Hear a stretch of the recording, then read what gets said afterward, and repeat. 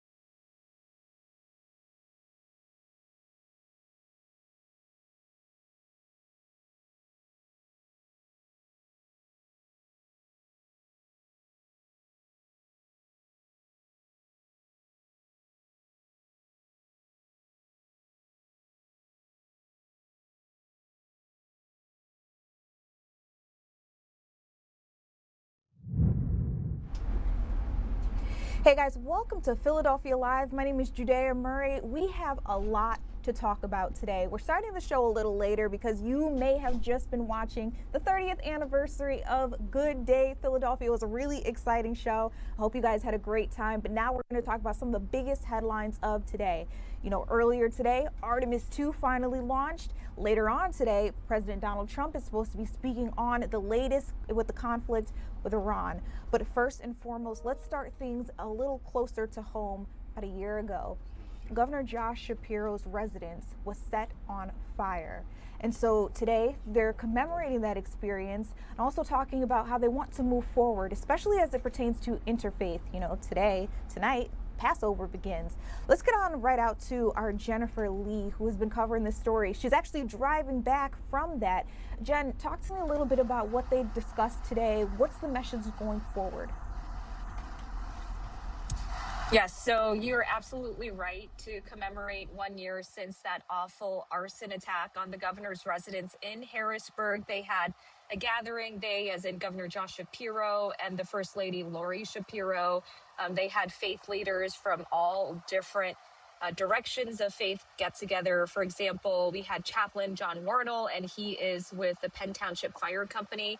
And Governor Shapiro, again, shared a story about how his prayers after that fire, just days after that fire, really helped, just strengthen their faith, as well as bring them peace during a time that was so, so difficult for him and his family. We also had Bishop Timothy Sr., who's with the Roman Catholic Diocese of Harrisburg, Rabbi Ariana Kaptaber from Bethel Temple, which is also Harrisburg, and the list goes on. And really, all of these faith leaders said, when they heard about that arson last year, they said an attack on one faith is an attack on all faiths, and, just once again condemned any act of political violence, any act of violence against, a public leader. or to any type of religious faith. So this was a very key piece of conversation, but we also had a chance to ask the governor questions about how he and his family had been doing and, what kind of emotions may be bubbling forward, especially marking 1 year, because today obviously is the first day of Passover. The arson that occurred last year, it happened hours after the Passover Seder that Governor Josh Shapiro and his family had hosted at the governor's residence. So, he was just talking about how, there was a lot to wrestle with when it came to, his role as a father and just his desire to always protect his family and his children, while also doing a job that he absolutely loves, which is being governor and serving the Commonwealth and the people who live in Pennsylvania.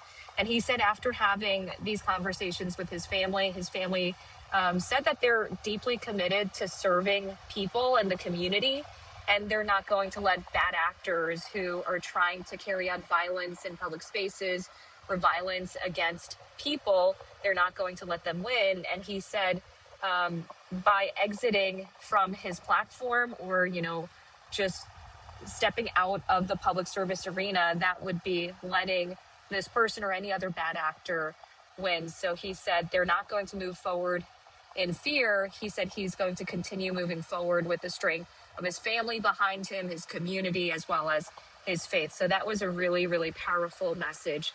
And now to just recap, last year, the person who was arrested by police, his name is Cody Bomber, and he was sentenced in October to 25 to, I believe it was 50 years in prison, and he pled guilty to attempted murder and 22 counts of arson and a whole list of other charges. And again, that was back in October. He was 38 years old at the time.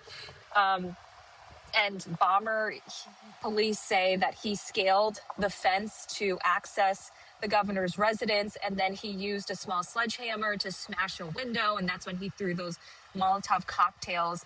And this was actually in the very room where this roundtable was held today.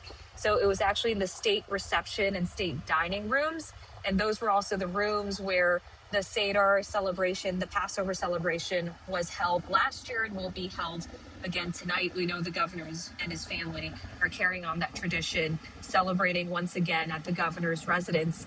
And lastly, I'll leave you guys with this. So we were in touch with the Pennsylvania Department of General Services, and that arson last year caused millions and millions of dollars in damages, but it also, I think, brought to the surface some of the concerns, for example, the lack of a sprinkler system within those reception and dining room areas of the governor's residence. So we have learned that about $40 million has been spent for restoration and security enhancements, or they're still in the works at this point. And some of those include a 10-foot perimeter barrier around the property, which we saw today. And our photojournalist, Rob DeMaria, was even noting, looking at video from last year, the fencing that used to exist was, just a fraction of the height that it is today.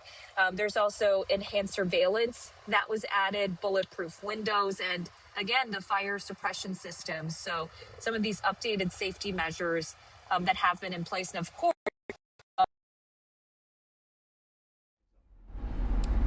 Okay, you guys, it sounds like we just lost Jen. I did remind you that she was driving back from her story, and she's going in and out. Jen, can you hear me? I can hear you. Can you hear me? I can hear you now. I'll let you continue. I was just going to leave it at the fact that about $40 million has been poured into the governor's residence.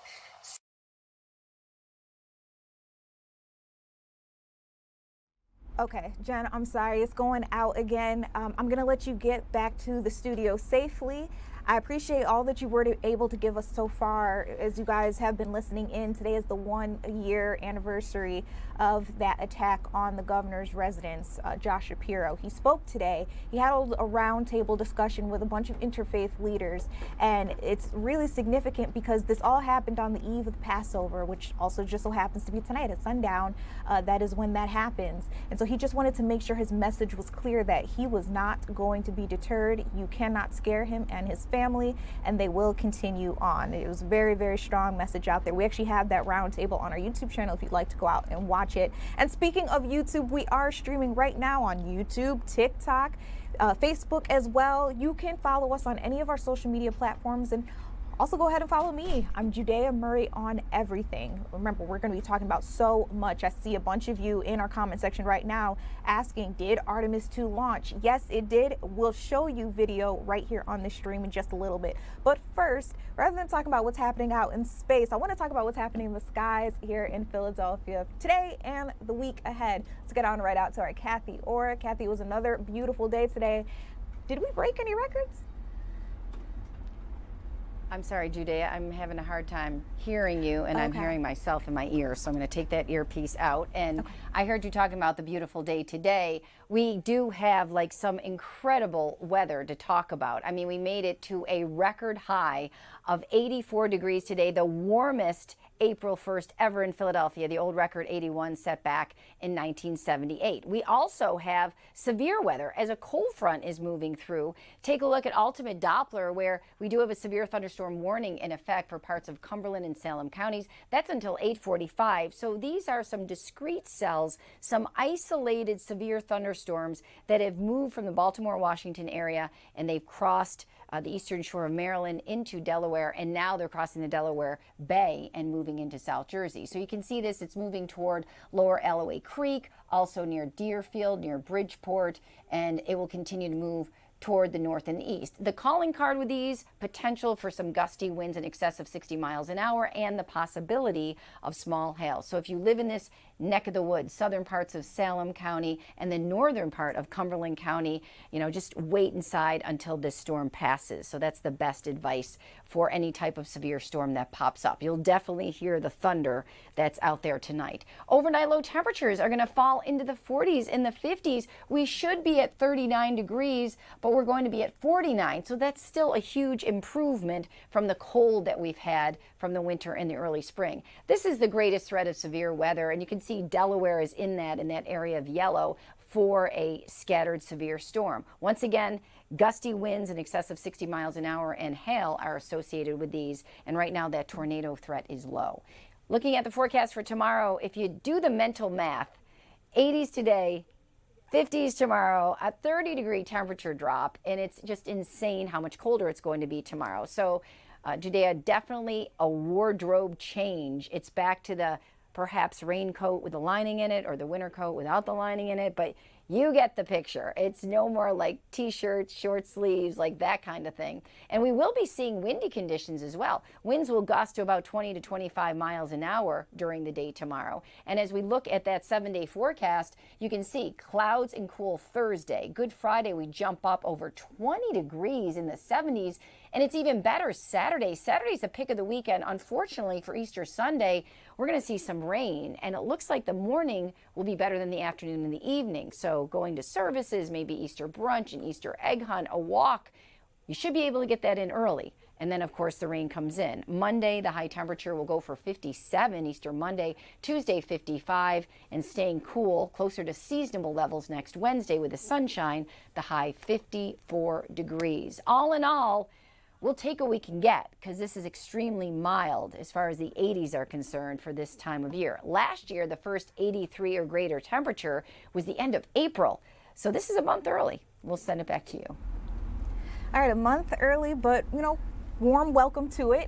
We'll look to see what happens with the week ahead. Kathy, thank you so much for giving us a look at our forecast. It's been great listening in to you, and you guys can keep on watching with her. She'll be live at the 10 o'clock hour, especially with our other meteorologists. All right. I know a lot of you are here watching because you know that later on, President Donald Trump is set to speak on Iran. He's supposed to be talking about the latest and the greatest. And according to the press secretary for the White House, she says this is going to be a really instrumental announcement. I don't know exactly what he's going to tell us, but I do know in the last couple of weeks, he's been talking about trying to form some sort of deal so that this conflict, this war can end. We don't have any end in sight as we know it, though. So, you know, that's, I'm sure, going to be one thing that a lot of people are looking for him to tell us. A lot of us have been experiencing high gas prices because of this war, mortgage prices going up and whatnot. And so I'm sure a lot of you are hoping to see some sort of resolve in our near future. But earlier on, I was talking to Jennifer Lee because this is the 1 year anniversary that we know Governor Shapiro's residence was set on fire, and the man accused in it, I just remember a year ago watching what we call a perp walk, but it's when a suspect is walked through a crowd, usually the media, sometimes it's just the public, into the courthouse for their first appearance. And the way he looked at the camera, it was just so bizarre. I remember vividly streaming it while I was back working in Atlanta. And so I can only imagine how you guys felt out here in Pennsylvania watching it happen in real time.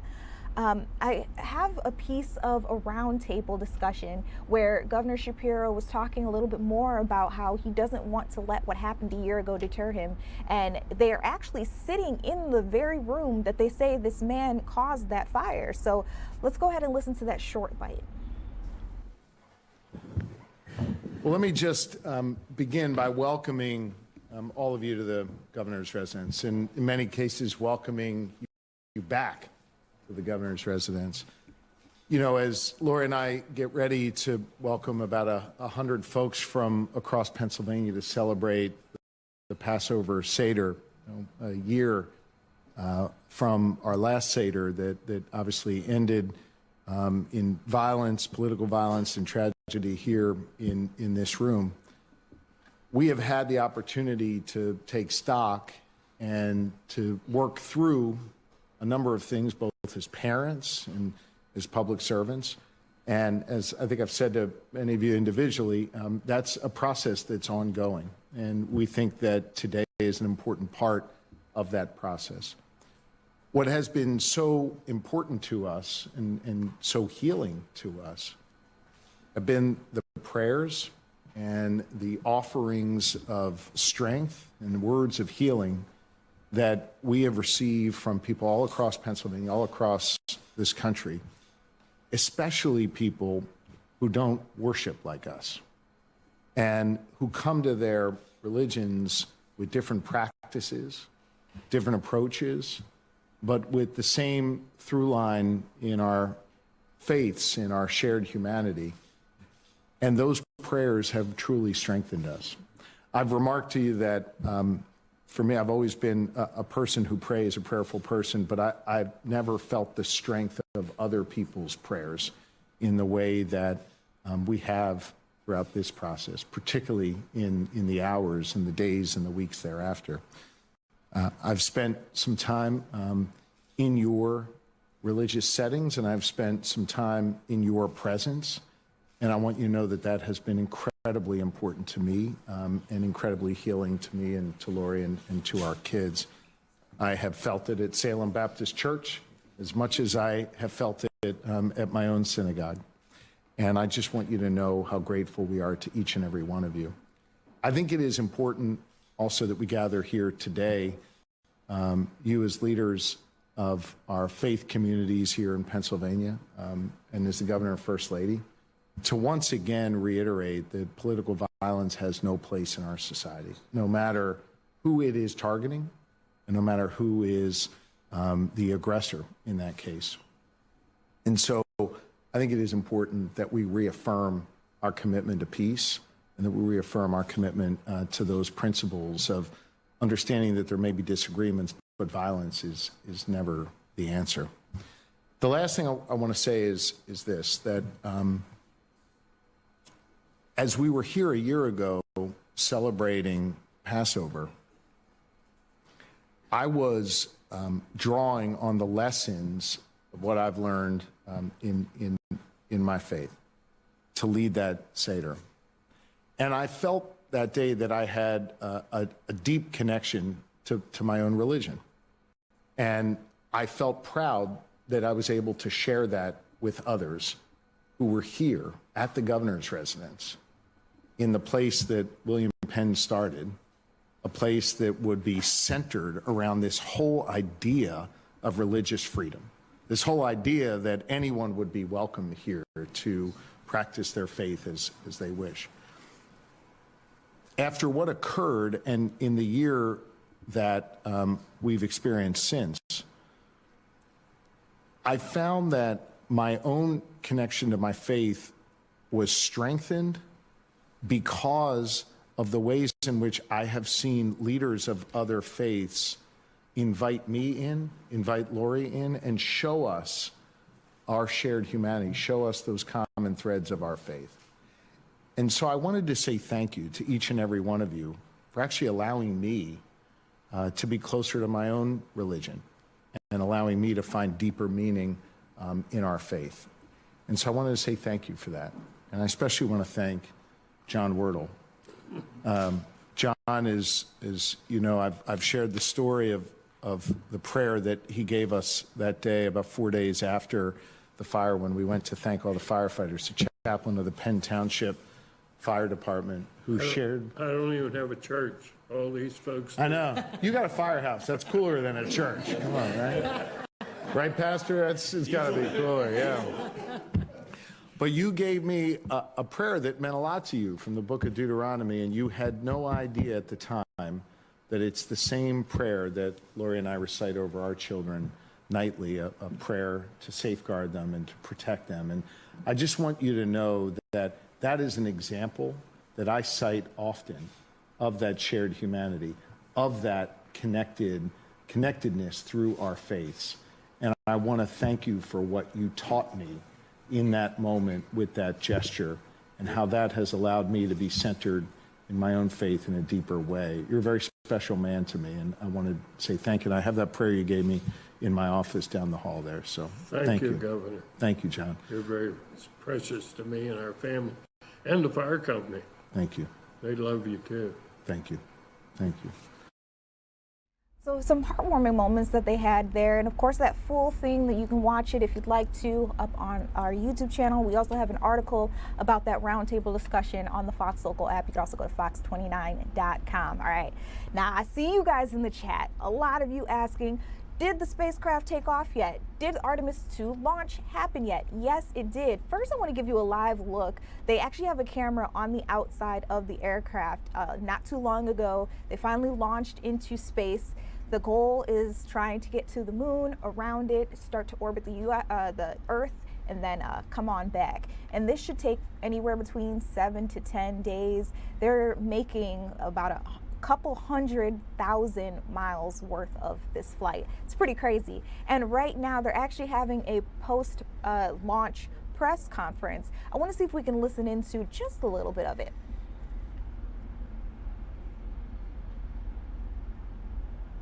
Happened to deploy during launch. Was that something that was expected? And can you give any initial reports, at least what you've seen from the cameras, of how the mobile launcher is doing, given the hope to be able to quickly turn it around?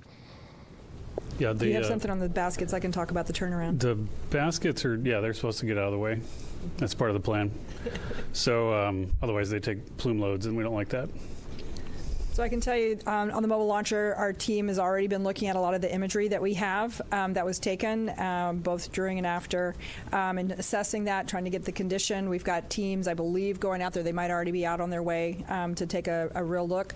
Some of the good things that we've seen relative to Artemis 1, one of the issues we had was that the water that was supposed to be spraying down the launch pad, so that there were some issues there that didn't happen. We saw a lot of corrosion. The water was working, so things were getting washed down. We're still also going to remove some of the parts so that we can do some of that cleaning to make sure we don't have those corrosion issues. We haven't seen evidence of things like after Artemis 1, like the elevator doors were blown off. We haven't seen that. We're optimistic, but we got to get out to the pad. We got to look. We did a lot of changes after Artemis 1, trying to harden the systems so that we can turn it around faster. We do anticipate there will be some items that'll need to be replaced. It's a pretty violent environment, but we're hopeful that that's minimized, and as soon as we have more information on that, we'll definitely let you guys know where we stand and how quickly we think we can get it turned around. Thanks. Lauren?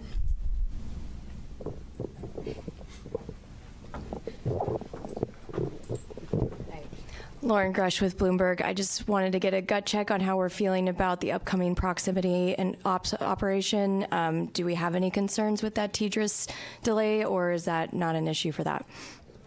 I would say right now we're on for the proximity operations demo.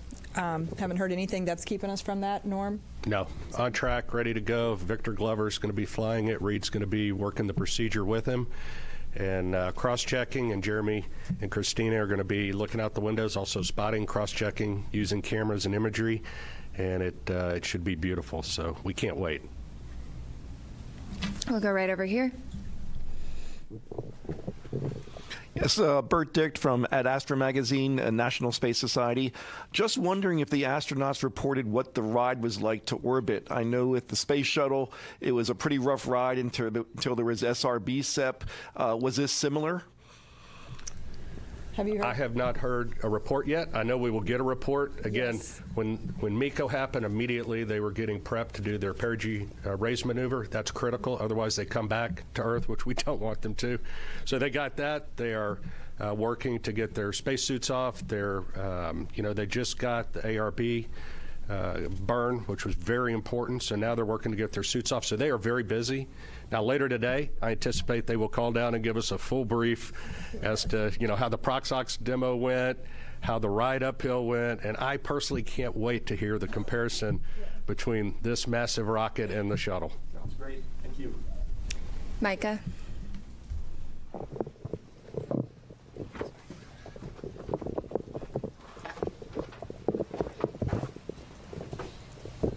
Thanks, Bethany. Micah Maidenberg, Wall Street Journal. Maybe for the administrator, I'd like to ask you, I know we're early on here, how you're thinking about success for this mission, defining success, a lot of tests ahead, and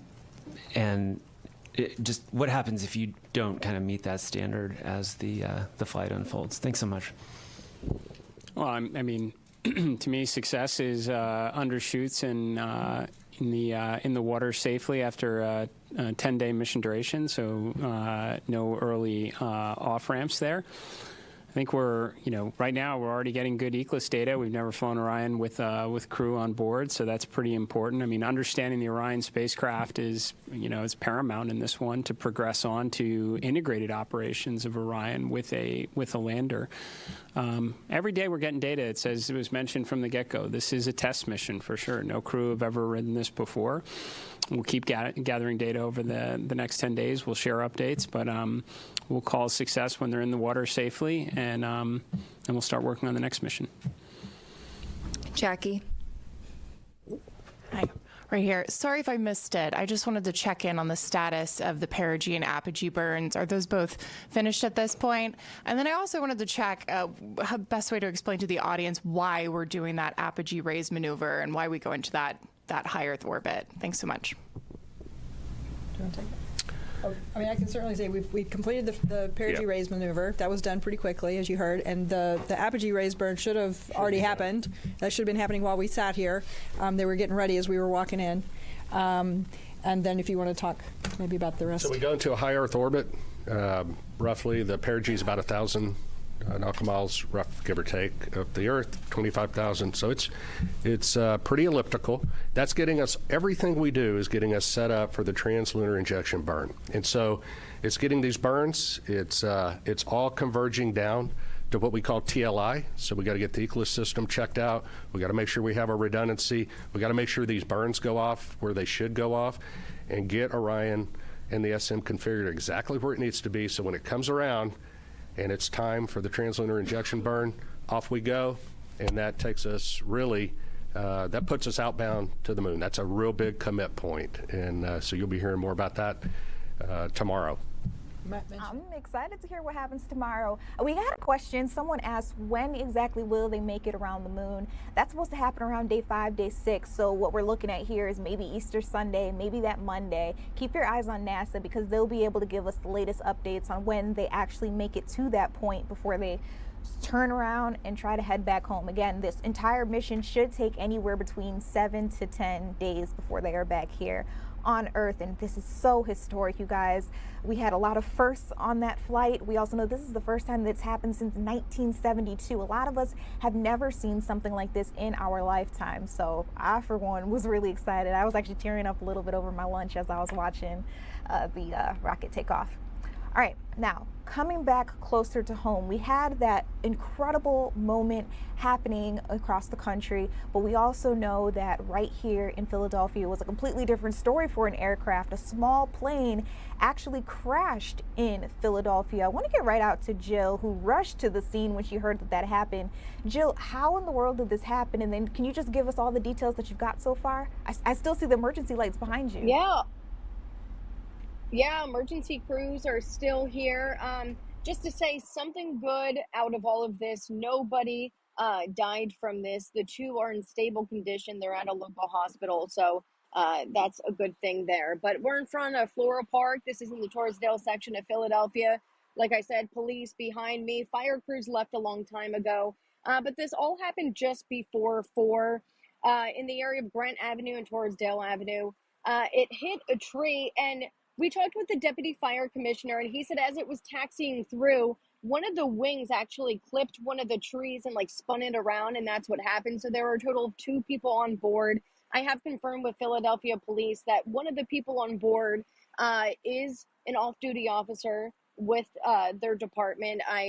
There's a potential name I have in mind. They could not confirm that, couldn't confirm the district that he works for, but one of those was an off-duty police officer.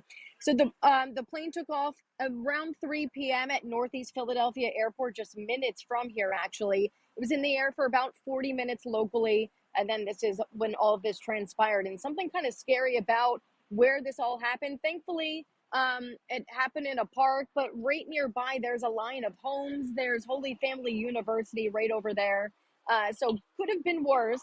Of course, it is a terrible situation, but it could have been even worse. So thankfully, everybody's okay. They're saying, according to FlightAware, that it was a Piper Cherokee with tail number N494LA. And initially, this was an emergency landing that kind of went the wrong way and got clipped and everything. So here's what we know so far. FAA en route. They're probably here now because that was a few hours ago when I talked with the deputy commissioner with the fire department. NTSB will be here tomorrow. So this scene is not really going away for the time being. And we also got a statement from Fly Legacy. They identified themselves as a flight school that trains commercial pilots. Here's some of what they said. Quote, relieved to report the instructor and student pilot on board were able to complete an emergency landing in a nearby park. They were brought to Jefferson Torresdale Hospital, That's according to police that I got that information from. But this is still developing. We'll probably learn more about what transpired as the days go on, as the NTSB is here, as the FAA is here. But really scary situation. Thankfully, everybody's okay. They also said there was no fire. No fire happened, and that's probably why they're okay, because nothing like that transpired. Another bystander that I spoke with, he said one person was able to get out, was willing to walk around, and they said, no, you need to go to the hospital. But the other one, a more serious situation, he was saying he definitely looked injured. So we do have some video from that guy. He gave us some stretcher video and things like that. So we'll have a lot to unravel coming up at 10 and 11. We are 100% looking forward to this report. As you mentioned, I mean, even though this was a very scary situation, probably the best case scenario that we could have asked for. No fire, no serious injuries. We do know that 2 people were taken to the hospital, as you mentioned, but knowing that there were no casualties in this, no deaths, honestly is a blessing in and of itself. Right, and this is a park too. And yeah, this is a park, so imagine if someone was walking wrong place, wrong time. Yeah. Absolutely. Jill, thank you for bringing this to us. I know you do have to get ready for the 10 o'clock, so I'm going to let you go so that you can continue getting your report and whatnot together. But again, very big. I know you guys were paying attention to it on our website and on our app, so I wanted to make sure that we got out here live with Jill to bring us the latest. And still ahead, it was a very interesting day here in Pennsylvania. We know there was an emergency landing out at the airport around here. I'll be talking about that a little bit more when we come back. And then also, I want to have a bigger conversation.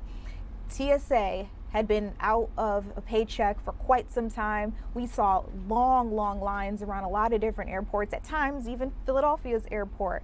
So we're going to have an interview pretty soon about a new alternative. A lot of people are taking a look at maybe hitting the roads instead of the sky. We'll be right back after this.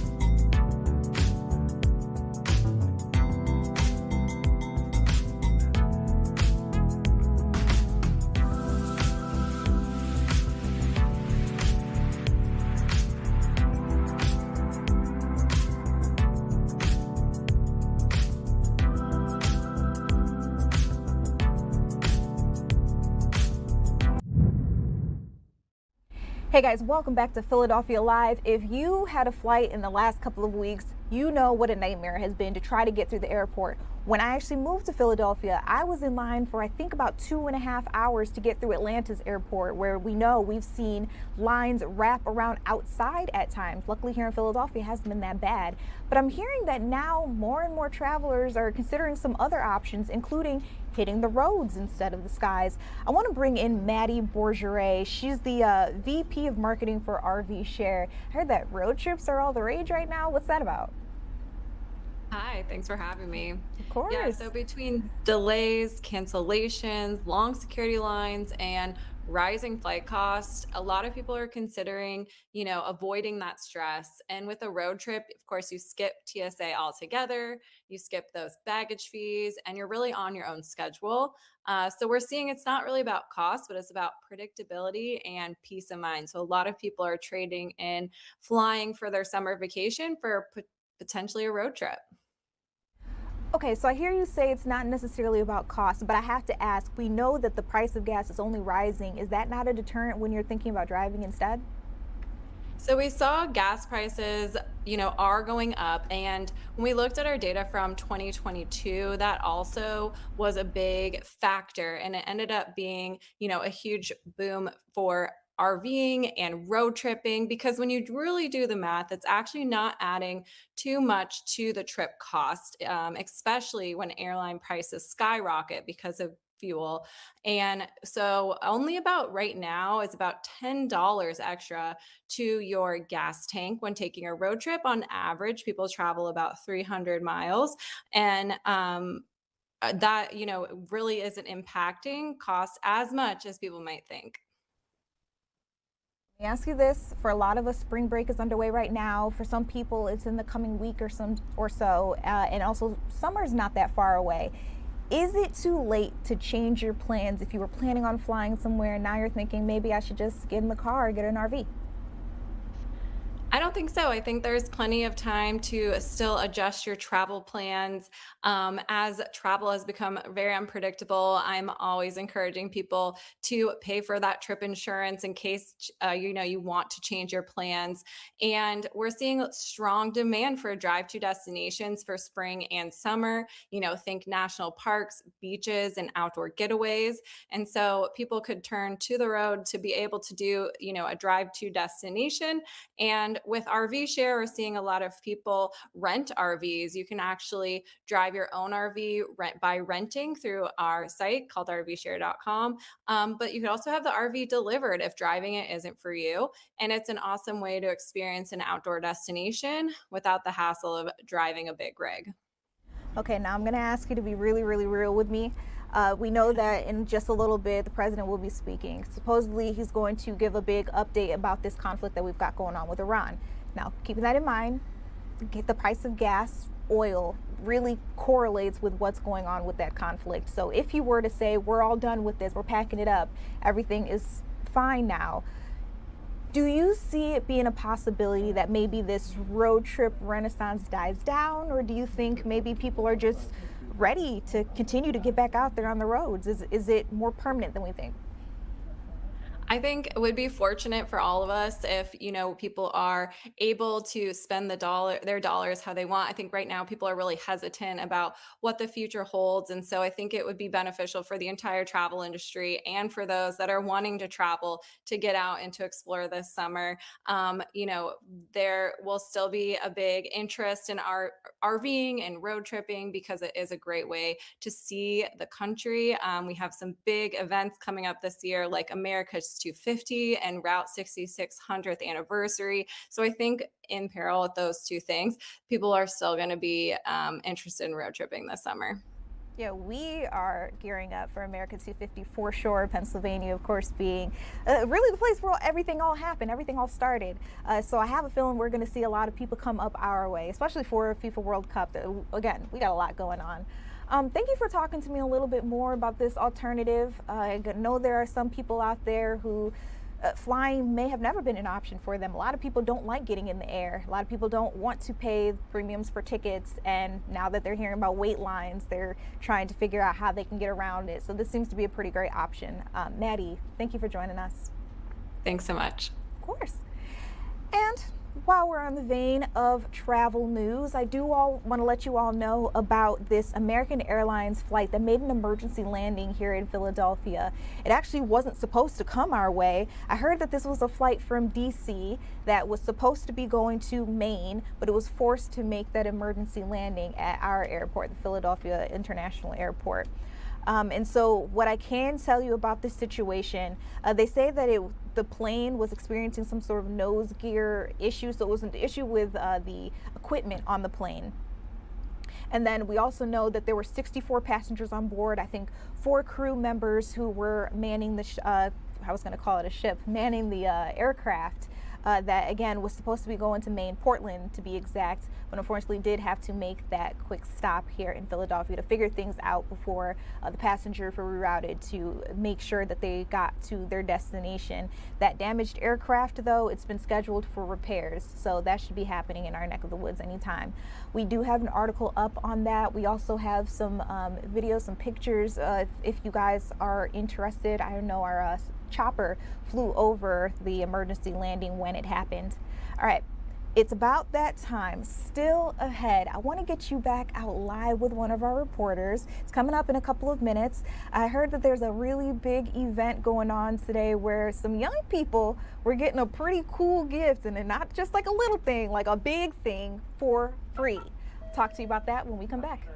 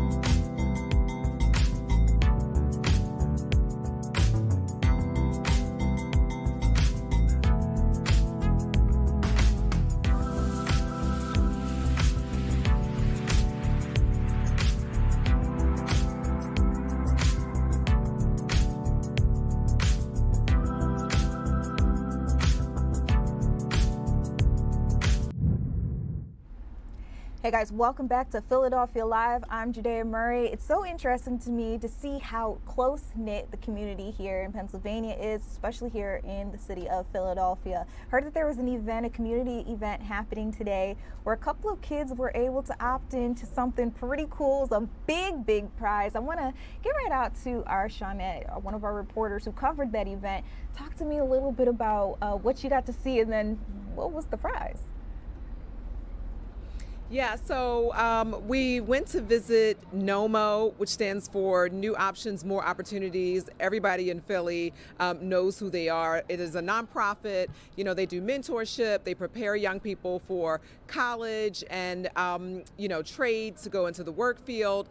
And so, they have a lot of young people that go through these programs. And today they honored 2 young people who successfully pardon the language, you try to let them on TV, right? But then they just can't do right. But anyway, I'm saying that, there were 2 young people who went through the program with NOMO, and they were surprised today with cars. So the reason why they earned these cars is, again, because they completed the program. They went through a youth driver's education program that NOMO does that is funded by the City of Philadelphia Public Safety and also through some grants. And so they had cars donated to them today for their achievements in the program with NOMO and also outside of NOMO. So you're looking at video of 2 of them surprised. One of them was surprised with an Impala, the other with a Ford Escape, and they were just super excited because getting these cars is going to help them be able to get back and forth to these new jobs they have. They were also surprised with gift cards, gas money, there's a warranty on the car, all sorts of things to get them on the road to success. So I talked to one of the young people who received the car and also the founder, executive director of NOMO. Here's what they had to say.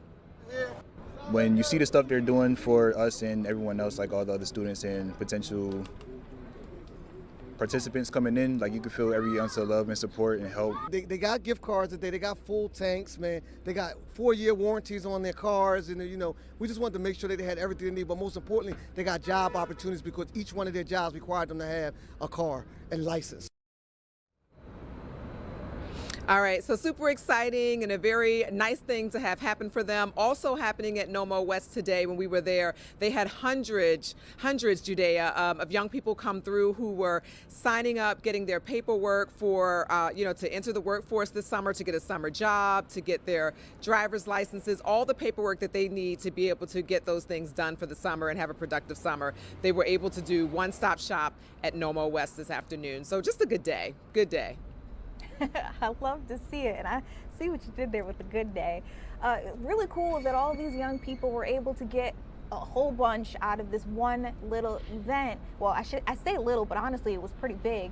I'm just thinking about the fact that I think I was 16 or 17 when I went and got my learner's permit, eventually got my license, but it wasn't until I was 28 years old that I got my first car. So I'm just thinking about how excited I would have been as a teenager to walk into these doors, not expecting anything at all, then hear my name be called, that I've gotten a free car. Like, what? Yeah.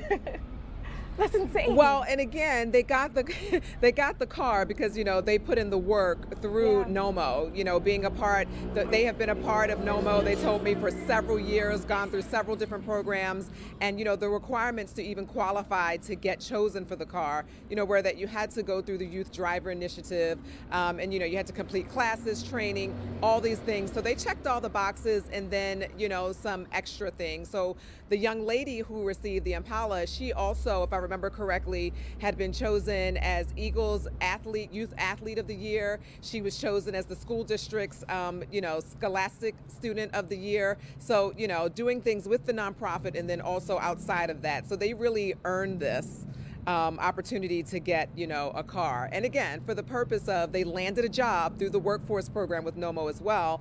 And the 2 positions that they are working in required them to have a license and a car. So the young man that you just heard from, he actually is a second-class mechanic for SEPTA.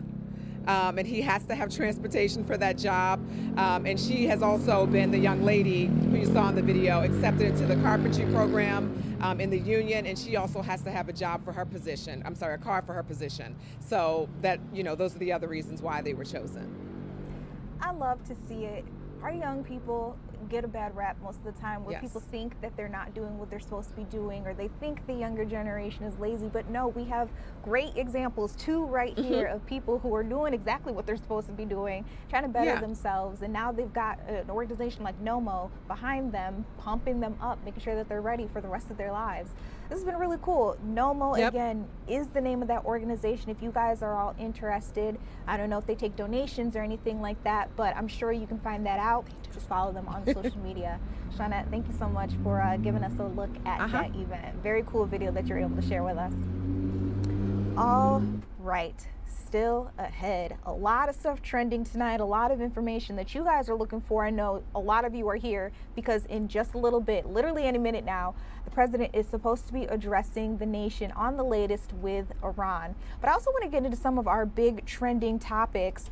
Let's start with this video of Megan Thee Stallion, if we've got it. I don't know if you guys heard, but on Instagram earlier today, she announced that she actually had to take some time off. She was supposed to be making her debut on Broadway's Moulin Rouge, the musical. It's a really big deal for her. She's a rapper, if you're not familiar with her, but for her to get a role in this huge Broadway production was incredible. Now, on her very first day, at some point in time, fans said that they saw that she wasn't feeling very well. She got off stage and she never came back. According to her, she wasn't feeling well and she was actually rushed to the hospital. She posted on Instagram shortly after that, saying that she thought she was going to faint on stage. She had to push her way through her performance, but when she realized she couldn't, of course, that is when she decided to take things a step back from the stage. That's when she went to the hospital, and she has since, again, posted on social media that she plans on being back tomorrow. And that brings us into our question of the night. I'm calling this segment, What You Think? So I brought up Jake Leonard from our digital team. I want to know what the people think about this, Jake. First of all, have you ever been in a thing like this where you're overworking yourself, you know you're at E, and you just have to tell yourself, listen, I need to sit down somewhere? Yes, I've 100% been in that situation before. I just graduated last year, and thank you very much. And the last year was crazy, especially my first semester. I had all my hard classes back to back to back, and I was like constantly, I felt like I was on E, but you know, I just tried to push through, which probably wasn't the best thing. But in this case, I was able to take some time when it was all done to relax. So, but in Megan's case, unfortunately, she's just starting. So she has no end in sight. So I don't know what she's gonna do. I'm glad that she went to the hospital, got everything checked out, and it seems like she's feeling better, but I don't know what her next move is gonna be. Well, according to her, tomorrow she's gonna be back on stage. Yeah. She said she's happy that she was able to take the time for herself and apologize to her fans. She calls us the hotties. Yes. She did apologize, but yeah, she's gonna be right back at it. And so then that made me think, like, how far do you push yourself? How do you know when you're at your wit's end? For you, you said you waited until after you know everything was really done. But for those of you out there, how do you know you're on E? So we asked the people, right? Yes, we did. I put a go vote up today, fox29.com/go vote under the Fox Local tab. We asked the people, do you stop when your body tells you to, or do you try to push through? Ooh. So option one, I listen and rest, 86%. So that's good to hear. I push until I crash, 14%. Y'all. So I know but it is good. It's good to hear that a lot of people are resting. So looking at comments, someone on Instagram replied and said, yes, now that I'm in my 50s, so maybe it was a lesson learned along the way. I don't know. I feel like that is kind of one of those things that you learn as you go through in life. I feel like when you're younger, you're kind of just trying to push through, but it really is important to take a rest. Like it really affects when you're not at 100%, you know, you're not going to get the work done that you to the best of your ability. 100%.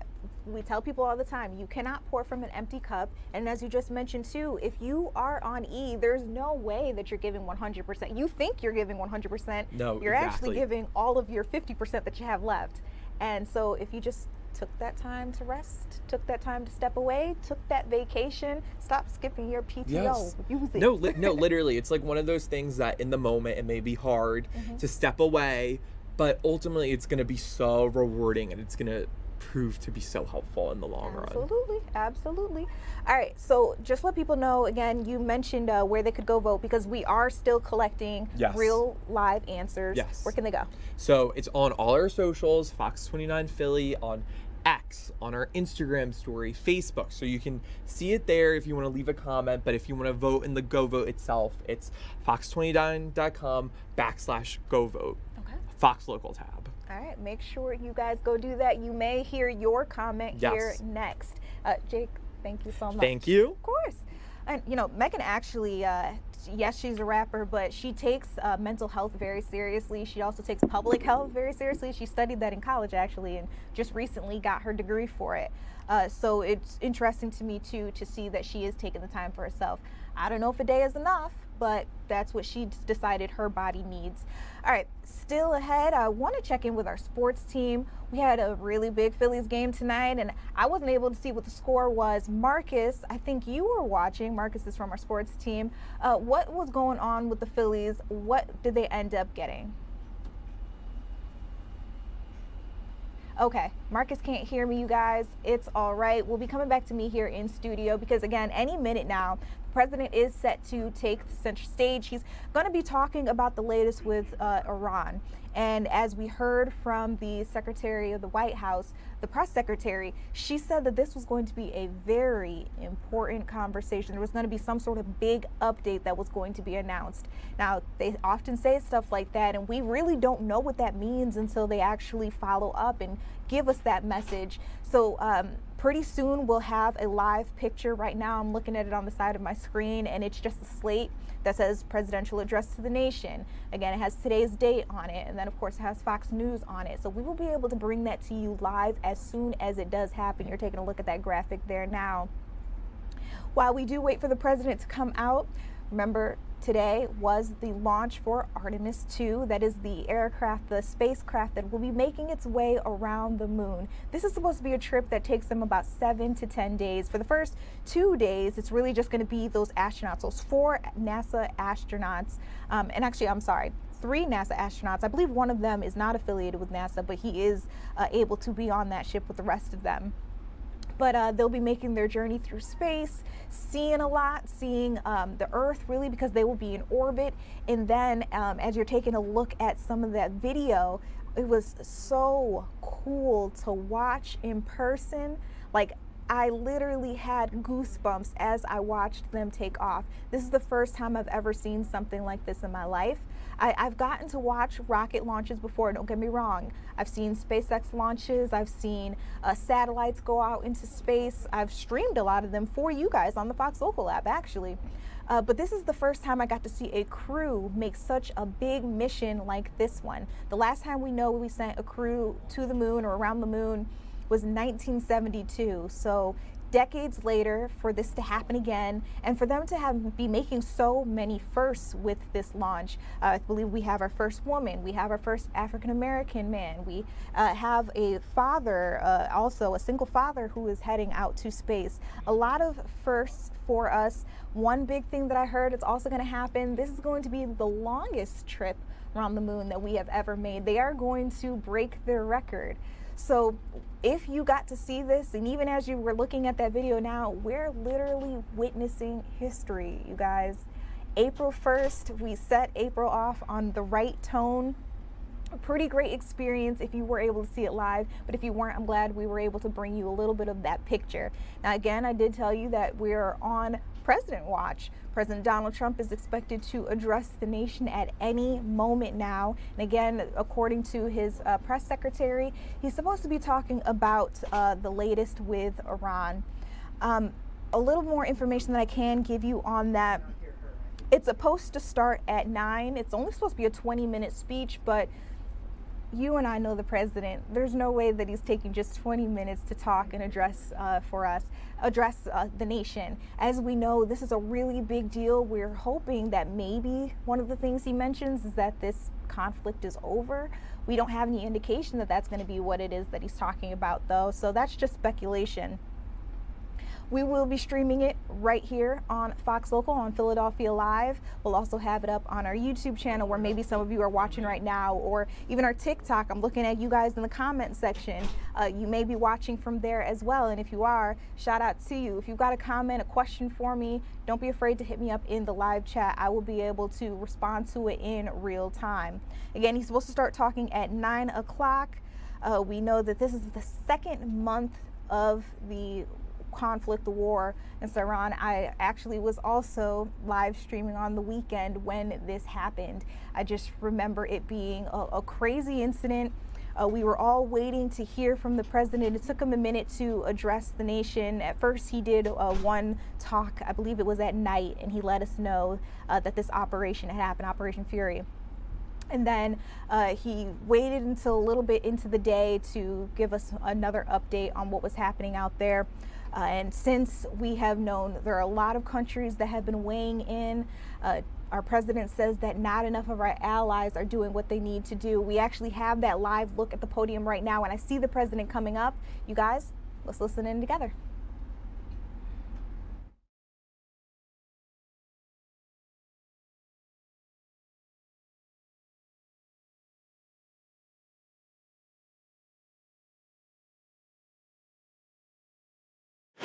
It will be traveling further than any manned rocket has ever flown, and will very substantially pass the moon, go around it, and come back home from a distance that has never been done before. It's amazing.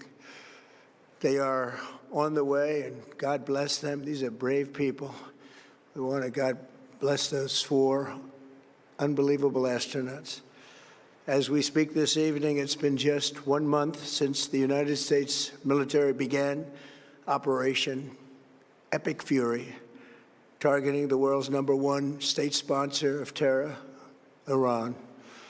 In these past 4 weeks, our armed forces have delivered swift, decisive, overwhelming victories on the battlefield. Victories like few people have ever seen before. Tonight, Iran's Navy is gone. Their Air Force is in ruins. Their leaders, most of them, terrorist regime they led, are now dead. Their command and control of the Islamic Revolutionary Guard Corps is being decimated as we speak. Their ability to launch missiles and drones is dramatically curtailed, and their weapons, factories, and rocket launchers are being blown to pieces. Very few of them left.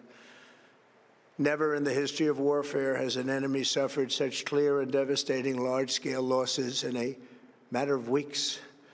Our enemies are losing, in America, as it has been for 5 years under my presidency, is winning, and now winning bigger than ever before. Before discussing this current situation, I also want to thank our troops for the masterful job they did in taking the country of Venezuela in a matter of minutes. That hit was quick, lethal, violent, and respected by everyone all over the world. After rebuilding our military during my first term, we have by far the strongest military anywhere in the world. And now we're working along with Venezuela and are, in a true sense, joint venture partners. We're getting along incredibly well in the production and sale of massive amounts of oil and gas, the second largest reserves on Earth after the United States of America. We're now totally independent of the Middle East, and yet we are there to help. We don't have to be there. We don't need their oil. We don't need anything they have, but we're there to help our allies. Tonight, I want to provide an update on the tremendous progress our warriors have made in Iran, and discuss why Operation Epic Fury is necessary for the safety of America and the security of the free world. From the very first day I announced my campaign for president in 2015, I have vowed that I would never allow Iran to have a nuclear weapon. This fanatical regime has been chanting death to America, death to Israel for 47 years. Their proxies were behind the murder of 241 Americans in the Marine barracks bombing in Beirut, the slaughter of hundreds of our service members with roadside bombs. They were involved in the attack on the USS Cole, and they carried out the countless other heinous acts, including the just horrible, bloody atrocities of October 7th in Israel, something that most people have never seen anything like it. This murderous regime also recently killed 45,000 of their own people who were protesting in Iran. 45,000 dead. For these terrorists to have nuclear weapons would be an intolerable threat. The most violent and thuggish regime on earth would be free to carry out their campaigns of terror, coercion, conquest, and mass murder from behind a nuclear shield. I will never let that happen, and neither should any of our past presidents. This situation has been going on for 47 years and should have been handled long before I arrived in office. I did many things during my 2 terms in office to stop the quest for nuclear weapons by Iran first, and perhaps most importantly, I killed General Qasem Soleimani in my first term. He was an evil genius, brilliant person, a horrible human being, however, the father of the roadside bomb, and he lived just horrible what he did. Iran would have been perhaps in far better, stronger position. Had he lived, we would have had probably a different conversation tonight. But you know what? We'd still be winning and winning big. And then, very importantly, I terminated Barack Hussein Obama's Iran nuclear deal, a disaster.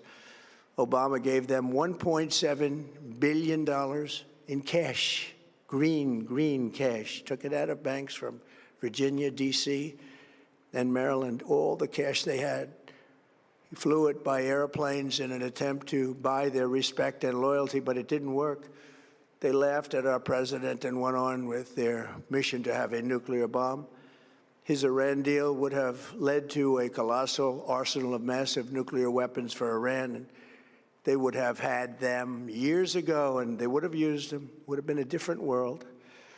There would have been no Middle East and no Israel right now, in my opinion, the opinion of a lot of great experts, had I not terminated that terrible deal. And I was so honored to do it. I was so proud to do it. It was so bad right from the beginning. Essentially, I did what no other president was willing to do. They made mistakes, and I am correcting them. My first preference was always the path of diplomacy, yet the regime continued their relentless quest for nuclear weapons and rejected every attempt at an agreement. For this reason, in June, I ordered a strike on Iran's key nuclear facilities, an Operation Midnight Hammer. Nobody's ever seen anything like it. Those beautiful B-2 bombers performed magnificently. We totally obliterated those nuclear sites. The regime then sought to rebuild their nuclear program at a totally different location, making clear they had no intention of abandoning their pursuit of nuclear weapons. They were also rapidly building a vast stockpile of conventional ballistic missiles and would soon have had missiles that could reach the American homeland, Europe, and virtually any other place on Earth. Iran's strategy was so obvious. They wanted to produce as many missiles as possible, and they did, with the longest range possible. And they had some weapons that nobody believed they had. We just learned that out. We took them out. We took them all out so that no one would really dare stop them. And their race for a nuclear bomb, a nuclear weapon like nobody's ever seen before. They were right at the doorstep. For years, everyone has said that Iran cannot have nuclear weapons, but in the end, those are just words if you're not willing to take action when the time comes. As I stated in my announcement of Operation Epic Fury, our objectives are very simple and clear. We are systematically dismantling the regime's ability to threaten America or project power outside of their borders. That means eliminating Iran's Navy, which is now absolutely destroyed, hurting their Air Force and their missile program at levels never seen before, and annihilating their defense industrial base. We've done all of it. Their Navy is gone. Their Air Force is gone. Their missiles are just about used up or beaten. Taken together, these actions will cripple Iran military, crush their ability to support terrorist proxies, and deny them the ability to build a nuclear bomb. Our armed forces have been extraordinary. There's never been anything like it militarily. Everyone is talking about it, and tonight I'm pleased to say that these core strategic objectives are nearing completion. As we celebrate this progress, we think especially of the 13 American warriors who have laid down their lives in this fight to prevent our children from ever having to face a nuclear Iran. Twice this past month, I have traveled to Dover Air Force Base, and it's been something. I wanted to be with those heroes as they return to American soil, and I was with them and their families, their parents, their wives, their husbands. We salute them, and now we must honor them by completing the mission for which they gave their lives. And every single one of the people, their loved ones said, please, sir, please finish the job, every one of them. And we are going to finish the job, and we're going to finish it very fast. We're getting very close. I want to thank our allies in the Middle East, Israel, Saudi Arabia, Qatar, the UAE, Kuwait, and Bahrain.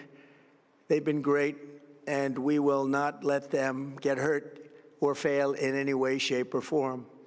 Many Americans have been concerned to see the recent rise in gasoline prices here at home. This short-term increase has been entirely the result of the Iranian regime launching deranged terror attacks against commercial oil tankers in neighboring countries that have nothing to do with the conflict. This is yet more proof that Iran can never be trusted with nuclear weapons. They will use them, and they will use them quickly. It would lead to decades of extortion, economic pain, and instability worse than we can ever imagine. The United States has never been better prepared economically to confront this threat. You all know that. We built the strongest economy in history. We're going through it right now, the strongest in history. In 1 year, we've taken a dead and crippled country. I hate to say that, but we were a dead and crippled country after the last administration and made it the hottest country anywhere in the world by far, with no inflation, record-setting investments coming into the United States, over $18 trillion, and the highest stock market ever, with 53 all-time record highs in just 1 year. It all positioned us to get rid of a cancer that has long simmered. It's known as the nuclear Iran, and they didn't know what was coming. They've never imagined it. Remember, because of our Drill Baby Drill program, America has plenty of gas. We have so much gas. Under my leadership, we are #1 producer of oil and gas on the planet, without even discussing the millions of barrels that we're getting from Venezuela. Because of the Trump administration's policies, we produce more oil and gas than Saudi Arabia and Russia combined. Think of that, Saudi Arabia and Russia combined. And that number will soon be substantially higher than that. There's no country like us anywhere in the world, and we're in great shape for the future. The United States imports almost no oil through the Hormuz Strait and won't be taking any in the future. We don't need it. We haven't needed it, and we don't need it. We've beaten and completely decimated Iran. They are decimated, both militarily and economically and every other way. And the countries of the world that do receive oil through the Hormuz Strait must take care of that passage. They must cherish it. They must grab it and cherish it. They can do it easily. We will be helpful, but they should take the lead in protecting the oil that they so desperately depend on. So to those countries that can't get fuel, many of which refuse to get involved in the decapitation of Iran, we had to do it ourselves. I have a suggestion. #1, buy oil from the United States of America. We have plenty. We have so much. And #2, build up some delayed courage. Should have done it before. Should have done it with us, as we asked. Go to the Strait and just take it, protect it, use it for yourselves. Iran has been essentially decimated. The hard part is done, so it should be easy. And in any event, when this conflict is over, the Strait will open up naturally. It'll just open up naturally. They're going to want to be able to sell oil because that's all they have to try and rebuild. It will resume the flowing, and the gas prices will rapidly come back down. Stock prices will rapidly go back up. They haven't come down very much, frankly. They came down a little bit, but they've had some very good days over the last couple of days. We've done actually much better than I thought, but we had to take that little journey to Iran to get rid of this horrible threat. With our historic tax cuts, where people are just now talking about receiving larger refunds than they ever thought possible, they are getting so much more money than they thought. That's from the great, big, beautiful bill. Our economy is strong and improving by the day, and it will soon be roaring back like never before. It will top the levels that it was a month ago. I've made clear from the beginning of Operation Epic Fury that we will continue until our objectives are fully achieved. Thanks to the progress we've made, I can say tonight that we are on track to complete all of America's military objectives shortly, very shortly. We're going to hit them extremely hard over the next 2 to 3 weeks. We're going to bring them back to the Stone Ages where they belong. In the meantime, discussions are ongoing. Regime change was not our goal. We never said regime change, but regime change has occurred because of all of their original leaders' death. They're all dead. The new group is less radical and much more reasonable. Yet if during this period of time no deal is made, we have our eyes on key targets. If there is no deal, we are going to hit each and every one of their electric generating plants very hard and probably simultaneously. We have not hit their oil, even though that's the easiest target of all, because it would not give them even a small chance of survival or rebuilding. But we could hit it, and it would be gone, and there's not a thing they could do about it. They have no anti-aircraft equipment. Their radar is 100% annihilated. We are unstoppable as a military force. The nuclear sites that we obliterated with the B-2 bombers have been hit so hard that it would take months to get near the nuclear dust, and we have it under intense satellite surveillance and control. If we see them make a move, even a move for it, we'll hit them with missiles very hard again. We have all the cards, they have none. It's very important that we keep this conflict in perspective. American involvement in World War I lasted 1 year, 7 months, and 5 days. World War II lasted for 3 years, 8 months, and 25 days. The Korean War lasted for 3 years, 1 month, and 2 days. The Vietnam War lasted for 19 years, 5 months, and 29 days. Iraq went on for 8 years, 8 months, and 28 days. We are in this military operation so powerful, so brilliant, against one of the most powerful countries for 32 days. And the country has been eviscerated and essentially is really no longer a threat. They were the bully of the Middle East, but they're the bully no longer. This is a true investment in your children and your grandchildren's future. The whole world is watching, and they can't leave the power, strength, and brilliance. They just can't believe what they're seeing. They leave it to your imagination, but they can't believe what they're seeing, the brilliance of the United States military. Tonight, every American can look forward to a day when we are finally free from the wickedness of Iranian aggression and the specter of nuclear blackmail. Because of the actions we have taken, we are on the cusp of ending Iran's sinister threat to America and the world. And I'll tell you, the world is watching. And when we do, when it's all over, the United States will be safer, stronger, more prosperous, and greater than it has ever been before.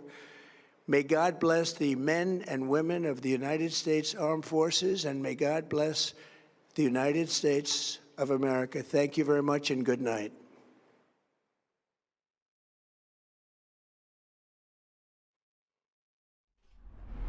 All right, you guys, I stand corrected. When the president said that he was going to be speaking for 20 minutes, I did have my doubts because normally he goes long for his rallies, his speeches, even the State of the Union address. But today he did keep it to 20 minutes. We were exactly 20 minutes after 9 p.m.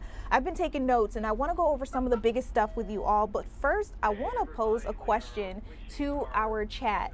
So first and foremost, as you guys were listening into this conversation that the president was having there, I want to know, how do you feel about some of the points that he made? Did he address some of your main concerns as it pertains to Iran? Or were there some things you hoped he would have talked about? I know one of the big things for myself, I was hoping that we would get a better timeline, or maybe he would be able to tell us that, hey, this conflict is ending. We finished exactly what needed to be done. Iran has stepped down, has given us the white flag, but we didn't get anything like that. He did say that, which he has said before, that we are very close to the end of this conflict. But again, exactly when that could happen, we didn't get much information on that. So some of the things that I pointed out that I wanted to talk to you guys about in depth. He says that this is actually a much bigger situation that we're looking at here, something that has been 47 years in the making. He says that long before he became president, we should have addressed Iran and nipped it in the bud right then and there, long before he took office. And he says that he has done now what no president has done before him. Another thing that he said, he mentioned that he annihilated many parts of the Iran military. To be clear, I believe he brought up the Air Force. He brought up the Navy as well. And he has said that we have largely annihilated them, and that this should help tremendously keep them away from nuclear powers, which he says and has said many times before, that if Iran were to get their hands on nuclear power, nuclear energy, it would be detrimental to the rest of the world. He also did acknowledge the 13 American troops that have been killed in this incident.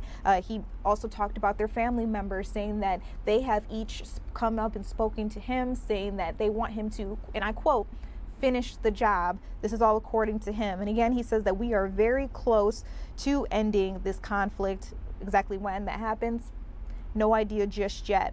Last but not least, I wanted to touch on, he did acknowledge that our gas prices do continue to rise here in the U.S. Just yesterday, we officially as a nation reached a national average of over $4 per gallon, prices that we haven't seen since 2022.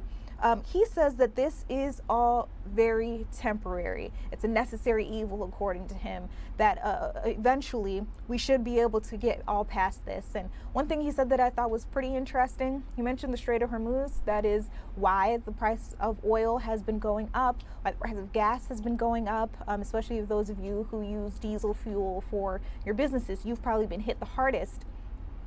And he mentioned that the U.S. barely uses the Strait of Hormuz, and after this probably wouldn't use it again. I found that very interesting because that is where I thought most of our oil comes from in the country. And I know so many other countries also use the Strait of Hormuz to get their natural crude oil as well. So again, just all interesting stuff here. I'll be touching base on this again, but we do need to take a quick break.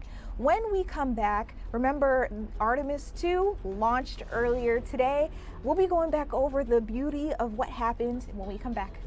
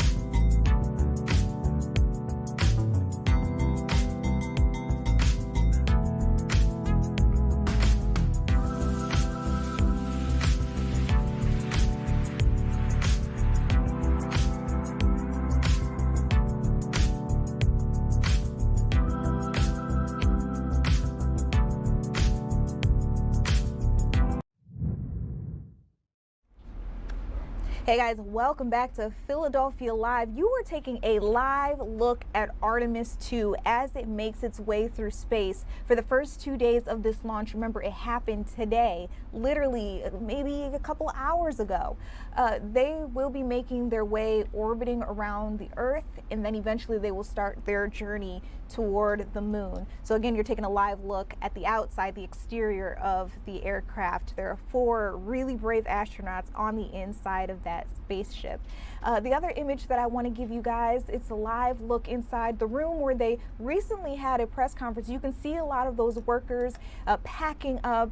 They're probably really proud of the work they were able to do today because they had a 6:24 time stamp for the launch day, 6:24 Eastern Standard Time, and they were able to stick to just around that. They had given themselves 2 hours actually though to make sure it happened, but again, they were able to do it right on time. We were actually able to record that lift off when it happened. I know a lot of you guys are really excited to see it. There are so many of you in our chat room right now just going crazy. I want to play back those moments when they got that pep talk and then we hear the real live countdown for Artemis 2. Let's listen. Artemis ESOs are go. Copy, thank you. Range weather. Launch weather is go. Thank you, LWO.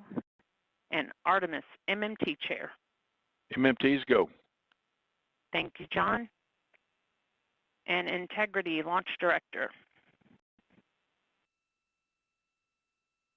Good to hear your voice, Charlie. PLT. Thank you, Charlie. This is Victor. We are going for our families. MS1. This is Christina. We are going for our teammates. MS2. This is Jeremy. We are going for all humanity. All right, Charlie, your Artemis 2 crew is go for launch. Full send. I copy that. Reed, Victor, Christina, and Jeremy. On this historic mission, you take with you the heart of this Artemis team, the daring spirit of the American people and our partners across the globe, and the hopes and dreams of a new generation. Good luck. Godspeed, Artemis 2. Let's go. 10, 9, 8, 7. RS-25 engines lit. 4, 3, 2, 1. Booster ignition. And liftoff. The crew of Artemis 2 now bound for the moon. Humanity's next great voyage begins. Good roll pitch. Roger, roll pitch. Houston, now controlling the flight of Integrity on the Artemis 2 mission around the moon. Integrity, AMT high. AMT high. On time, passing 30 seconds into the flights. Integrity passes the alternate beacon. Target milestone. Mission Control Houston seeing good performance on the 4 main engines. Space Launch System core stage. Integrity, 3 miles in altitude. Traveling more than 1,200 miles per hour.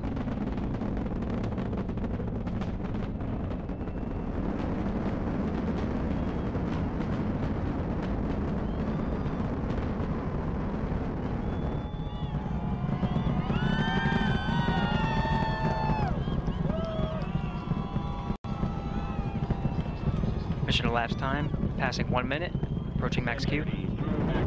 On, Ponce de Leon. Stan, we have you loud and clear on Ponce de Leon. Have you the same. Communication signal transfer confirmed as Integrity and its crew go supersonic. Approaching 90 seconds into the Artemis 2 mission. Integrity is 14 miles in altitude, 8 miles downrange, traveling more than 2,600 miles per hour.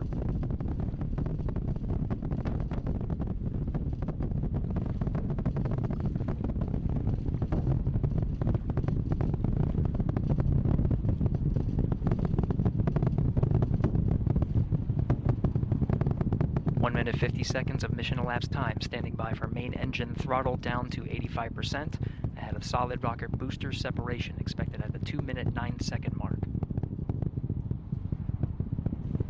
We see throttle down.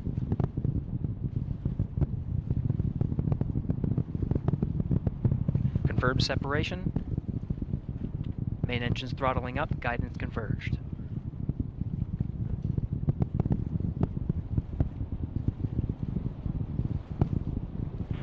Integrity, guidance converged, performance nominal, upper stage RCS ready. Copy all, Stan. Integrity, SM priming complete. SM priming complete. 2 minutes 45 seconds of mission elapsed time into the Artemis II mission. Thrusters on Integrity and upper stage confirmed in a ready state ahead of service module fairing separation.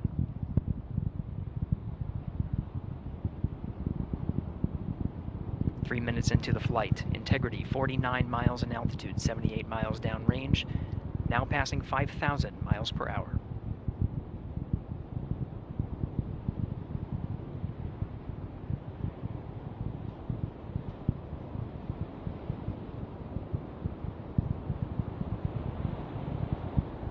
Standing by for launch abort system jettison. Houston Integrity, good last jettison, great view. Copy jettison, Team Eco 8 plus 02. We see the same on board, Stan. And Houston has you loud and clear on TDRS at the Kármán line. Outstanding, Stan, we have you the same.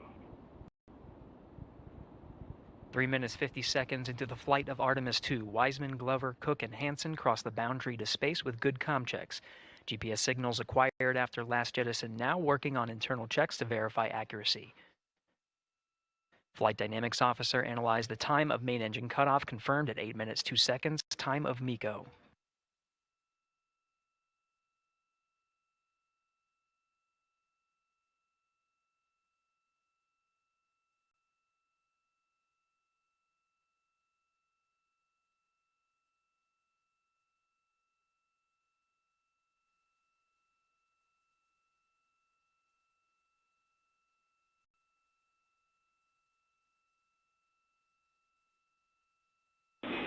Integrity, GPS processing.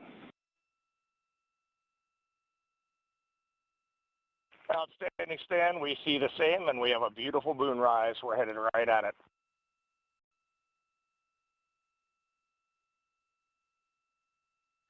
Approaching 5 minutes into the flight, Commander Reed Wiseman confirms he has visuals of his destination. GPS guidance, navigation, and control software finishes internal checks and sends to navigation channels.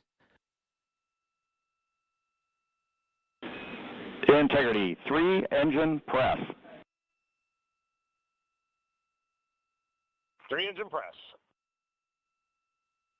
On time, now passing 5 minutes 20 seconds of mission elapsed time into the Artemis II mission. At this point, 3 good main engines are all that's needed to carry Integrity to a nominal main engine cutoff target.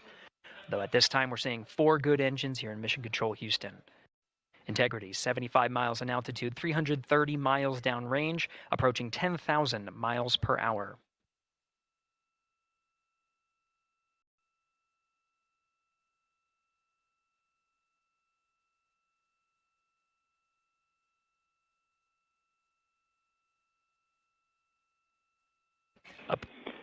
Integrity, looking good at 6 minutes. Same on board, Stan. Good trajectory and engine performance. Booster officer will soon report the shutdown plan to Flight Director Judd Friedling, expected at the 7-minute mark. Integrity, 78 miles in altitude, 460 miles downrange. Integrity, expect nominal shutdown. Integrity copies nominal shutdown.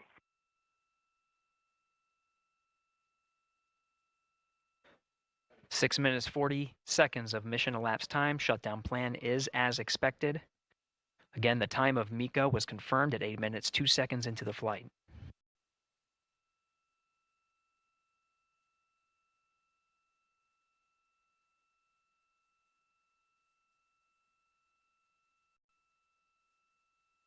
Seven minutes of mission elapsed time. Throttling down as we approach the abort once around option. Milestone at the 7-minute 30-second mark. Now 84 miles in altitude, 650 miles downrange, traveling more than 15,000 miles per hour. Integrity, AOA open. AOA open. The window is now open for an abort once around option that would target splashdown in the Pacific Ocean. Still following nominal ascent at this time.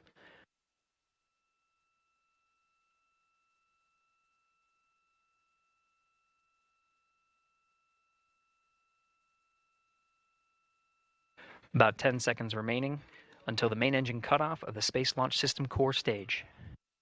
Standing by for confirmation of MECO and core stage separation.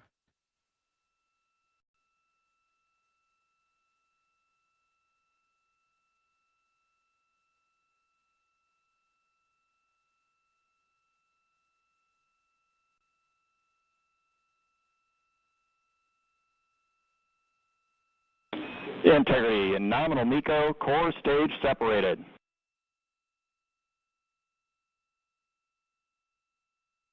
We see the same on board, Stan.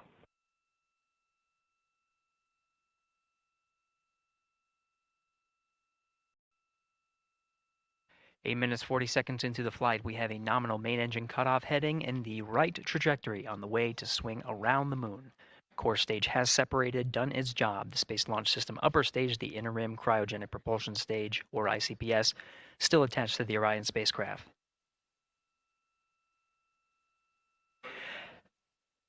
Nine minutes of mission elapsed time. Integrity crew of Reed Wiseman, Victor Glover, Christina Cook, and Jeremy Hansen now in orbit around the Earth at the beginning of their journey to the moon.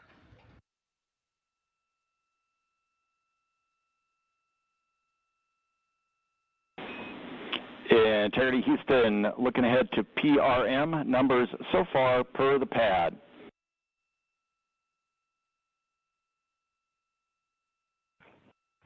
Copy that, Stan. Numbers for the pad.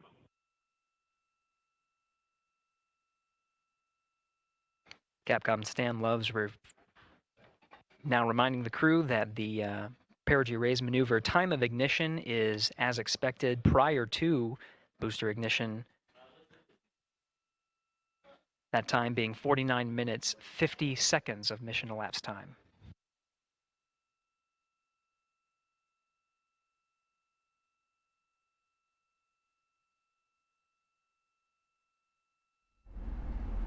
All right, so you guys are watching a replay of the Artemis II launch that happened earlier today around 6:30-ish p.m. Eastern Standard Time. I want to give you a live look from the inside of that aircraft that we were just watching around in space. They are getting ready to orbit the Earth as we speak. You're taking a live look at the inside of that aircraft. And I want to be clear, we're also listening in real time as well. Let's see if we can take that full, and then I'll introduce to you those astronauts who are flying around for us. We have the prox ops pad whenever you're ready to copy.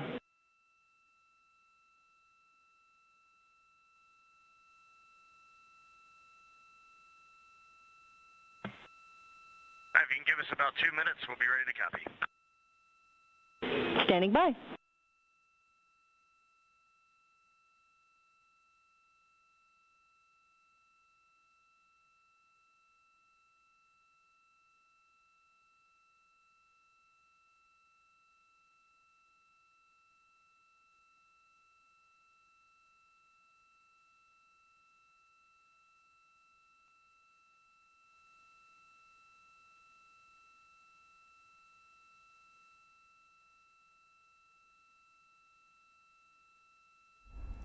You guys, it is so cool watching the anti-gravity inside of this chamber here. We are looking at the 4 astronauts who made a historic move for the United States, for Canada, for mankind altogether.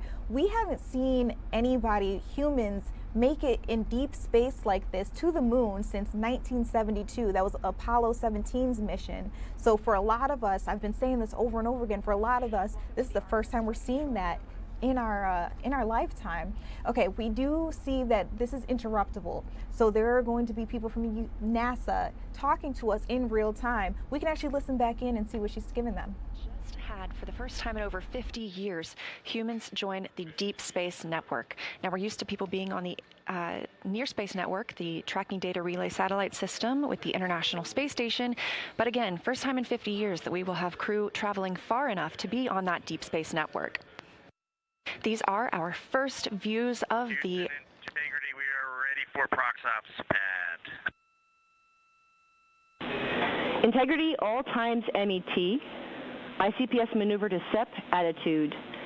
3 hours, 18 minutes, 34 seconds. ICPS SEP. 3 hours, 22 minutes, 24 seconds. ICPS thermal turn. 4 hours, 03 minutes, 34 seconds. Depart no later than 4 hours, 30 minutes, 37 seconds. USS-2 TIG, 4 hours, 50 minutes, 07 seconds. Mandatory burn. ICPS disposal burn, 5 hours, 00 minutes, 11 seconds. How copy?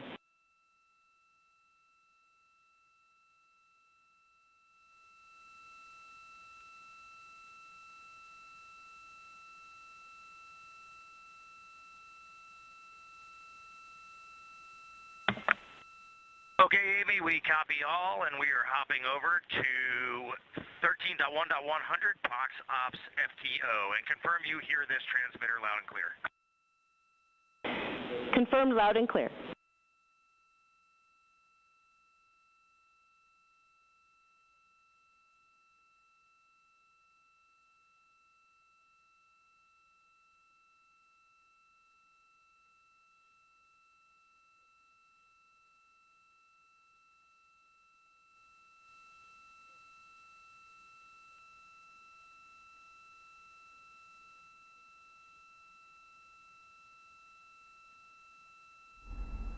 All right, you guys, so again, we are taking inside looks at this incredible historic mission for the United States, for Canada, as I said before, really for mankind altogether. And I want to introduce the crew that you're looking at there. There are 4 brave astronauts on Artemis 2. Commander Reed Weissman is from Baltimore, Maryland. He's a U.S. Navy captain. He was selected as an astronaut in 2009. And the crew aboard Orion is starting to get into the configuration for that demo. Another live view here in Artemis Mission Control. So with proximity operations coming up, first we will look for separation from the interim cryogenic propulsion stage. That is the stage that propelled us in the perigee raise maneuver and the apogee raise burn. Amy, we have 20.8.101 post-PFS engage actions open on step 2.1, but we are taking no actions in that procedure. Moving on. Copy, and I have a story on the right RHC when you're ready to hear it.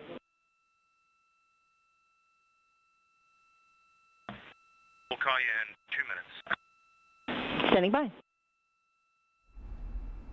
And I'll keep on telling you about some of the people who are in this crew. Again, there are 4 astronauts on board. The pilot is Victor Glover. He's actually the first black man to travel to deep space. So again, we're seeing historic moments, not just because this is the first time in decades that we are making it to the moon and around the moon, but also because we have a lot of firsts on board. He's from Pomona, California. He became the first black astronaut to live and work on the ISS. This is a really big deal for the community, I would say. So that's a really cool person there as well. That's our pilot. And then we have 2 mission specialists on board. Christina Cook, she's an electrical engineer from Jacksonville, North Carolina. She holds the record for the longest single space flight by a woman. That was 328 days that we're talking about there. And I do believe she is also the first woman to make this mission as well. And then our last mission specialist, our 4th astronaut on board, is actually from Canada. He's the only astronaut who doesn't come directly from NASA. So he was a former fighter pilot.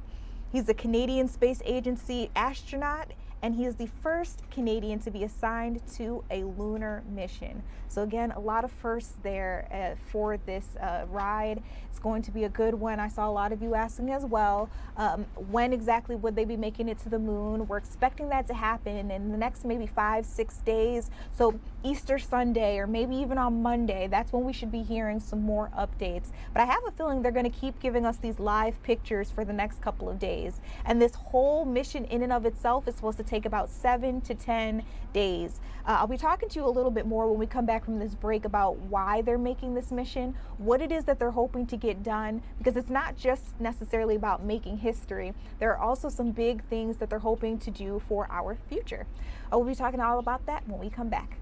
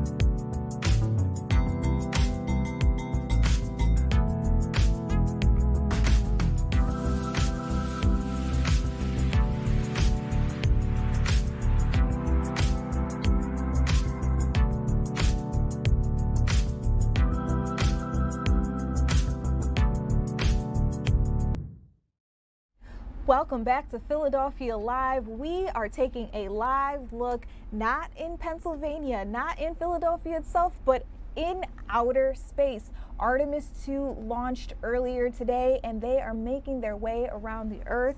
This is all part of an orbit that they will be doing for the next 2 days before they make that bigger journey to the moon. This is the first time we're seeing something like this since 1972, so it's a huge deal. You guys are witnessing history. I'm really happy that we're able to do stuff like this on the live stream. We are streaming right now on the Fox Local app. Definitely go ahead and download that. We'll have notifications for you for lots of breaking news. We were able to tell you even when this launch was happening in real time. But I also want to go over the schedule because I'm keeping my eye on our live chat, and a lot of you guys are asking questions like, when are they supposed to get to the moon? How long is this supposed to take? Why are they doing this? So let's break it all down. First and foremost, for the next 2 days, they are supposed to be orbiting the Earth. They will be practicing what they call several engine burns, and this is to get them set up for what's called a translunar injection burn. I'm learning all these terms with you guys, so bear with me. Now, they'll be doing that because that's eventually supposed to help them actually make their way to the moon. So they'll be doing those practice runs, and then eventually it'll actually happen. So then days 3 and 4, they're going to continue preparing for the rest of their trip. And by day 5 and 6, that is when they're expected to make it to the moon. So I was telling you guys that we're expecting to see them make it by maybe Easter Sunday, maybe even Monday. We're hoping to hear some more from NASA about how this has been a successful mission to get them to the moon. Then, of course, they'll have to turn around and come back to the Earth. And that should happen between days 7 and 10. So in about a week or so, we should be seeing them make their ways back down. We're taking live looks all around for you guys to keep you guys updated on some of the biggest things that are happening. Now, one big thing that I want to make sure that we talk about is why they are doing this. So first and foremost, this whole goal of the Artemis mission was to establish a sustainable human presence on the moon. They're trying to see whether or not we could actually send people there, and whether or not we would be able to make more missions like this, not just to the moon, but maybe eventually to Mars. You guys know, we have been talking about this for decades now. I was a kid in school talking about the prospect of eventually making it to the moon, eventually making it to Mars. So this is really big. Hoping to see that their experiments, if you will, their adventures, their missions work, and then maybe we can send more people to do it a little later on. And that's why I keep telling you that those 4 astronauts up there in that aircraft are extremely brave. So whenever we have a live picture back for you, of course I'll bring it out to you, but you were taking a look at the moments when we got to see that spacecraft take off into the skies. The Floridians who were out there watching it in real time, so lucky. I saw a lot of kids out there. That had to be a great learning experience. So for us here in Philadelphia, for those of you who are watching from other states, other countries, it was a really big deal. All right, we also saw earlier in this hour our president, he addressed the nation. He talked about the latest with the conflict, the war in Iran, and he said, like he said before, that we are so much closer to getting this done. He's hoping for a ceasefire deal in no time, although we don't have an exact time period and timetable when that could happen. He has said that we have annihilated many parts of the Iran military, including the Air Force, including the Navy, and so he's expecting that they will not be able to keep up the fight much longer. He also mentioned that we are keeping our allies close. For all of the countries who have been helping, who have been supporting, who have made sure that anything the Americans need, that we are taking care of. He said that we would also be taking care of them. All right. So the other thing that I want to keep you guys on track of, he did discuss the Strait of Hormuz and gas prices. So those of us here who drive, you know, gas yesterday, the national average hit above $4, which is the first time that that's happened since 2022, and a lot of us have been feeling it. Whether you use regular gas, whether you use diesel, it has been a very big deal. I mean, even for business owners who use diesel. I was talking to a couple of them. I had an interview with a gentleman who said that within a week of the Iran war first happening, when gas prices first started skyrocketing, he was spending hundreds of dollars more than normal. So again, this is a lot of things that we're keeping our eyes on, but the president also addressed the Strait of Hormuz. He said that the U.S. doesn't use it, and he says we wouldn't need to use it in the future. I'm a little confused on that point there, because I did think that the Strait of Hormuz was one of the biggest points that a lot of countries, including the U.S., get their oil through. But maybe I am mistaken on that, and I'll try to get that answer for you guys as soon as possible. You're taking a live look at the White House. Another thing he said, no deal is currently made, so he wasn't able to announce that this was coming to an end anytime soon, but he did say if in the days to come we do not see a deal being made with Iran, between Israel as well, that we would be attacking Iran's electric generating plants. So those are just a couple of the big things that I wanted to talk to you all about. And then I posed a question to our audience, because so many of you guys are watching us live right now on our social media platforms, on the Fox Local app. I asked you all, did the president address your main concerns tonight? We invited you all to vote, and you can actually continue to vote throughout the night. I want to bring up a member of our digital team here who has been monitoring that poll to see just how many of you guys voted in which direction. This is Jake Leonard joining me at the desk right now. Hi. Hi. How's the poll going? What are people saying? The poll is, a lot of votes are coming in. Okay. So we just asked, did President Trump address your main concerns tonight? Simple. Right now we have no in the lead at 76% and yes at 24%. Wow, okay. Yeah, and we're getting lots of comments on Facebook. Mm-hmm. We have one person saying, no clue. He was addressing everyone and no one at the same time. On the other side, someone said, doesn't matter, best president ever, awesome. Someone said, I had a better time watching paint dry.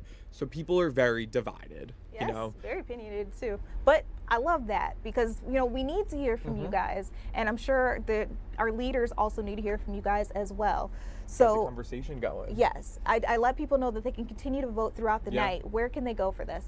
Fox29.com/go vote under the Fox Local tab. And you can also find it on all of our social media platforms, Fox29 Philly, Instagram, Facebook, X, all of them. All right, and you know, I've been calling our question of the day, the segment called What You Think? Because I want to know, when we have these big conversations, these big topics like this, what you think? Yeah. All right, and we did ask you another question too. Yes. So we have some video of Megan Thee Stallion, the famous rapper from Houston, Texas. And I heard that yesterday it was her big debut for Moulin Rouge, the musical. A very big deal, especially given that the background that she comes from. Her debut performance was cut short because she fell ill and she said she had to be rushed to the hospital. On Instagram, she addressed the situation and she said that, you know, she didn't feel too well. She tried to push through it, but eventually she knew she couldn't. She had to go to the hospital, and now she's taking this time to herself to rest, something she said she should have been doing a long time ago. But I thought it was so interesting because she also pointed out that she plans to get back on the stage tomorrow. Yeah. And so, you know, wanted to know, has this ever happened to you guys where you've hit your wall? What do you do? Yeah, it's a really valid question. You know, what I was saying earlier, I've been in the same situation before. Based on our comments, a lot of people agree with people saying, yes, I've been there.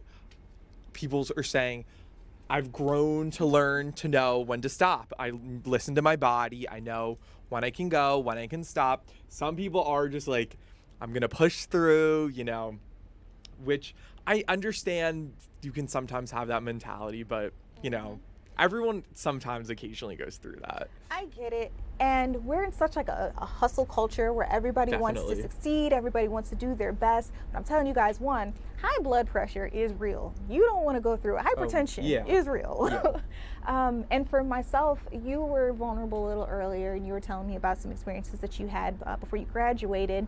I actually fainted at work last year. Yeah. Oh, so excuse me. It was 2 years ago. I fainted at work. I was pushing myself way too hard. So when you know your body, first of all, your body will tell you, just like it did for Megan Thee Stallion. And when that sign comes, you got to listen to it. Yeah, definitely. You could end up in the hospital. You could.